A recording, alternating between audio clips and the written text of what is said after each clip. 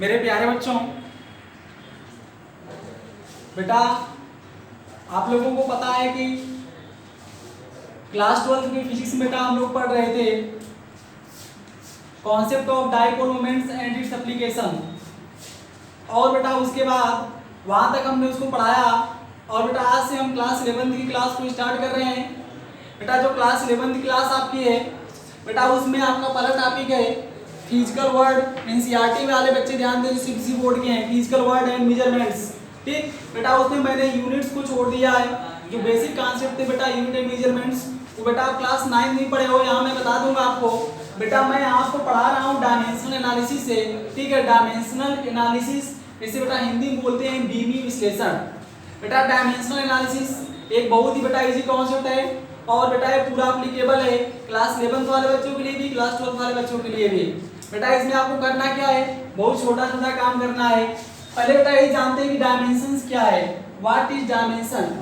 ठीक, डायमेंशन को डिफाइन करने के लिए बेटा हमें क्या चाहिए, बेटा डायमेंशन को डिफाइन करने के लिए हमें चाहिए बेस क्वांटिटी। क्या चाहिए, बेस क्वांटिटी, या बेटा इसी को आप बोलते हो फंडामेंटल क्वांटिटी। तो आइए बेटा हेडिंग लगाते हैं व्हाट इज डायमेंशन।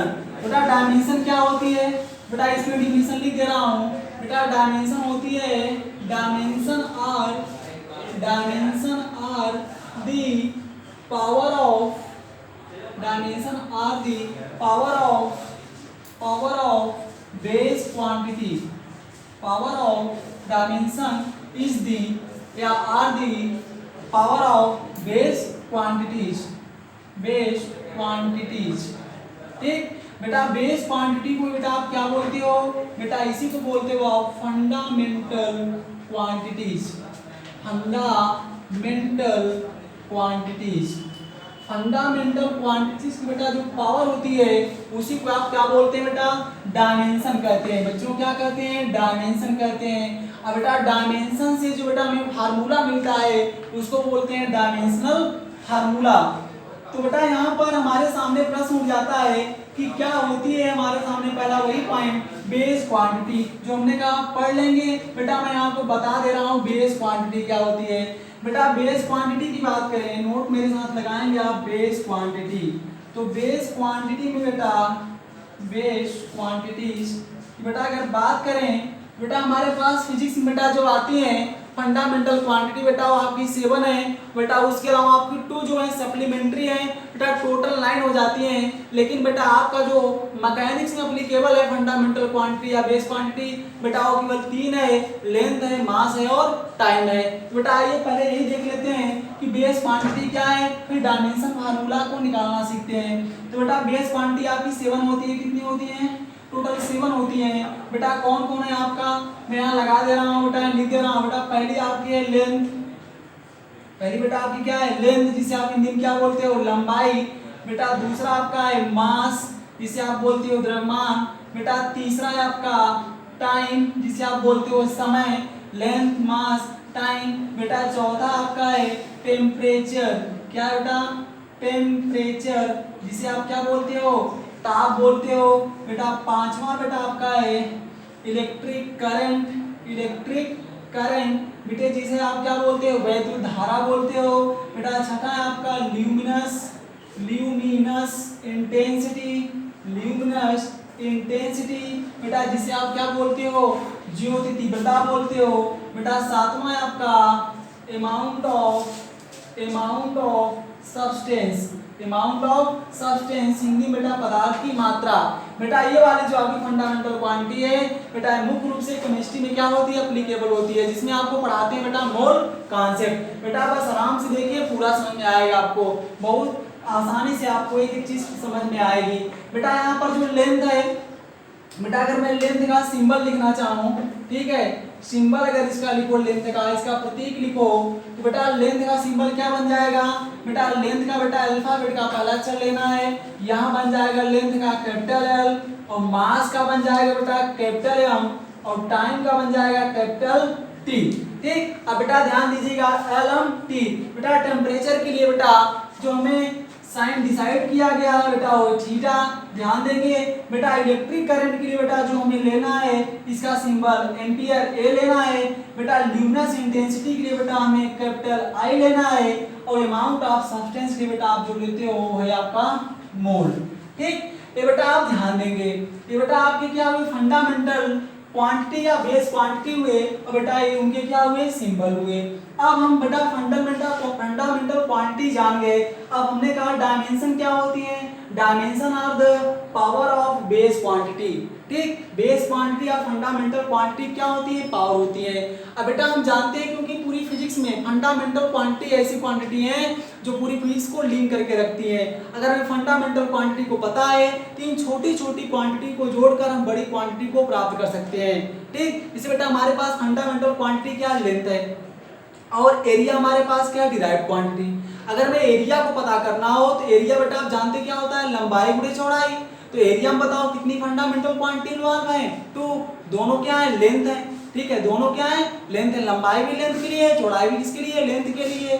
ठीक, अगर आपको वॉल्यूम करना हो तो वॉल्यूम क्या करोगे, LBS लेंथ गुणे ब्रेड्थ गुणे हाइट। अगर आपको वेलोसिटी करना हो तो वेलोसिटी आप क्या करते हो, डिस्प्लेसमेंट अपॉन टाइम। तो बेटा इतना स्क्रीनशॉट लें, फिर मैं आपको दो तीन क्या कर रहा हूँ, डायमेंशनल फार्मूला निकालना सिखा रहा हूँ। ठीक, तो बेटा इतना स्क्रीनशॉट आपने ले लिया है। ठीक हो गया बेटा, मैं इसे इरेज कर रहा हूँ। बेटा मैं ये बता देता हूँ कैसे आप फाइंड करो। ठीक है, dimensional formula, how we find क्या बेटा, डायमेंशनल फार्मूला। बेटा डायमेंशनल फार्मूला फाइंड करने के लिए आपको बेटा क्या होना चाहिए, नोन होना चाहिए। क्या नोन होना चाहिए, आपको उस क्वांटिटी का फार्मूला पता होना चाहिए। बेटा फॉर एग्जांपल, ठीक, अगर बेटा हम लोग चलें एकदम सिंपल चलते हैं। अगर हमें वेलोसिटी का पता करना हो, किसका पता करना हो, वेलोसिटी का। वेलोसिटी बेटा जो आपकी कैसी क्वांटिटी बताओ, वेक्टर है।